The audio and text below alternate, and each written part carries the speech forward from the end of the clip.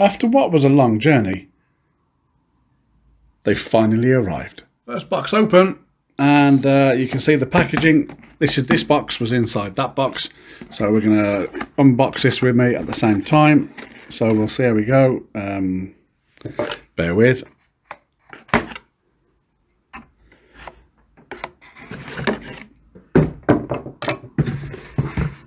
Obviously, sharp knife for the taper, and here we go then. I'm just going to put the phone down while we flip this out. From here we can see sticky feet, product check, throttle levers, cable, first layer. So we're going to take off the first layer. Looking good, looking good. Let me just put the garbage out of the way. Looking good. That actually does look good, doesn't it? Second layer. Feels nice. Oh, tell you what, that is beautiful. Let me just get the rest of it out. Okay, so we've got USB cable, decals for the engines, Allen key, sticky feet, and obviously the throttle. I'm going to change hands. Okay, changed hands. I haven't adjusted. This is factory settings. Immediately, you can feel that's beautiful resistance. Flicking into reverse, very easy. I notice it, as reported by proper real Airbus pilots, there is that like friction going forward. But I found if you just paddles down, it flicks through. Reverse idle is also such an easy detent. Such an easy detent. Again, forward, flick down. Nice. It's got a nice bit of weight to it. Into reverse. Yeah. Again, you can't. They won't push forward. They are pull up, forward, pull up, forward. That feels good. They do click. Pushable buttons, throttle levers, very easy. There is some like on the front panel to give you a warning. We'll just remove that. That's about not over. I'll rub that down. That's about not overdoing these. We've also got the on-off. If I believe it's there you go. And that actually is quite. That is quite weird without the detents. Obviously, we're Airbus, so the detents are good. You can feel that you can clearly hear the click. Okay, so that's the throttle part. The stickers, perfect size. They're on easy peel backing. I'm not sure if you can make out the easy peel backing there. You can just see they're on an easy peel backing. Look, you see that. Fits in perfectly. You know, there's no overlap. It fits in absolutely perfectly to the there's a recess on the little button, obviously, but the sticker fits in, making it perfectly flush. Very impressed with that too. Okay, so part two, you can clearly see outer box, inner box. I'm just going to I've already got rid of the sellotape on this. I'll peel this out and show you where we go from here. Comes in the again styrofoam, so let's open it up, see what we got. So cables, check sheet as normal, put that in there. Notice we have the plate. The plate comes, and then big bag of nuts and bolts. Lovely Winwing. So we're going to take off the first sheet now. Look, first plastic. There's the wow. There's that. It's upside down. So let's turn it around.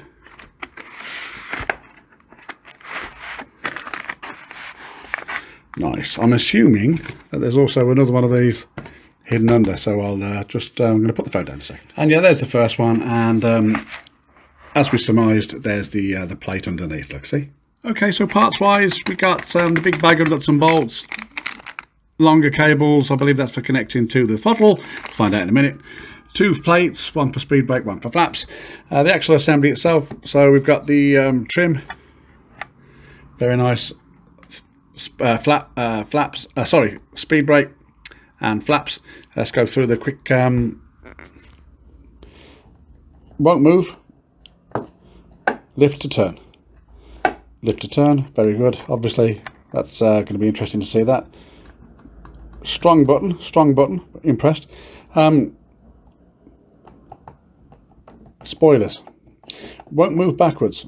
You need to push down and then it'll slide into gate 2, which is good, and we'll slide back to 4, locks into 2 again. There's a little recess and then you can push forward,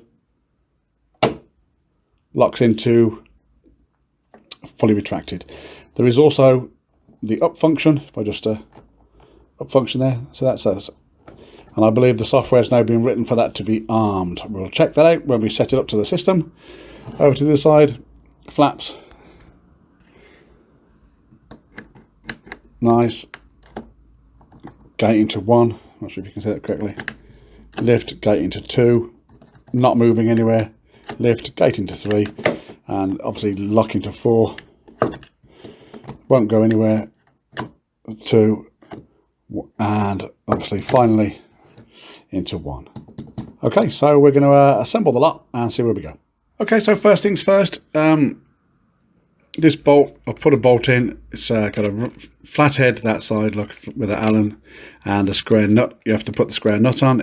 I found it best to put the finger behind the back, put the nut in like so. The reason why that has to be like this, now this is going to be the awkward part, is because, I'm not sure if you can see that, that square nut has to slide down here on both of those. See that? So I'll give that a go now and we'll see how we go, see how awkward it is. All right. Incidentally, if you're not unsure, there is a guide there which actually goes onto this rail. So this rail actually slides in onto this onto this guide rail, and then obviously I'm going to try and get this bolt now into the back, that slide I showed you a minute ago.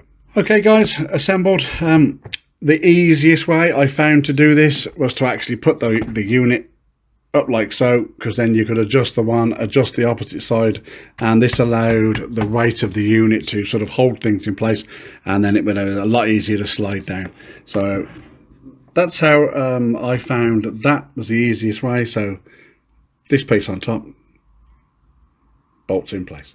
The transfer cable, right hand, fits in the groove beautifully, and I'm quite impressed by this piece here, which actually has a metal clip, so once it goes in, it clips into place, so it's not going to go anywhere. Yes, I was quite impressed with that. Okay guys, so this is the Winwings setup, all done. For now, I've got to plug it in. This is the Thrustmaster. A friend of mine commented the other day that he thought it was really hard to get the thrust reversers into idle, and that's because the Thrustmaster doesn't have an idle setting. I actually adjusted mine underneath using the using these 2 paddles here. I adjusted mine. I put a little indentation, so when the levers came back, you can probably hear it just slightly. There, little click. Nothing really important. It was just a little click, a little indentation. Bloody awkward. And then obviously full reverse.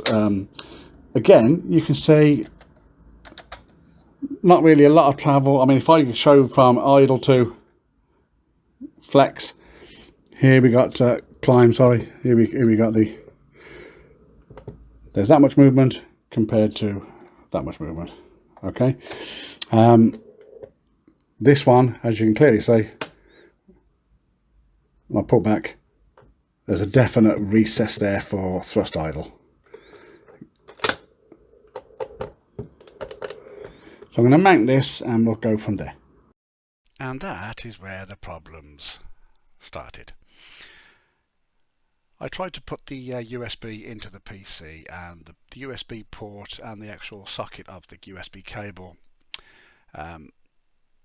they collided for some reason, and they didn't work. They both then disintegrated inside each other. I had to obviously replace the cable, and I'm now minus 1 USB port. So I went to our trusty friends at Amazon and I brought this internal socket. I had to move out the metal from the metal casing, as you can see, because they blocked the ports. But I used this, and this gives me 5 extra USB 3s and 2 Type Cs. And with this, we could get everything running. And what I would say is it sets up perfectly. It is literally like a dream. It handles beautifully. I would like to point out that I had to look at a tutorial from SimWorldPro, also known as SimFlightPro, who had got some key assignments, and it does work seamlessly with the FS2 Crew A330 add-on, the A320 add-on, and also the Phoenix aircraft. I think it's a beautiful piece of equipment. You'll notice that on screen we do have the assignments. Please pause, get them, these work perfectly.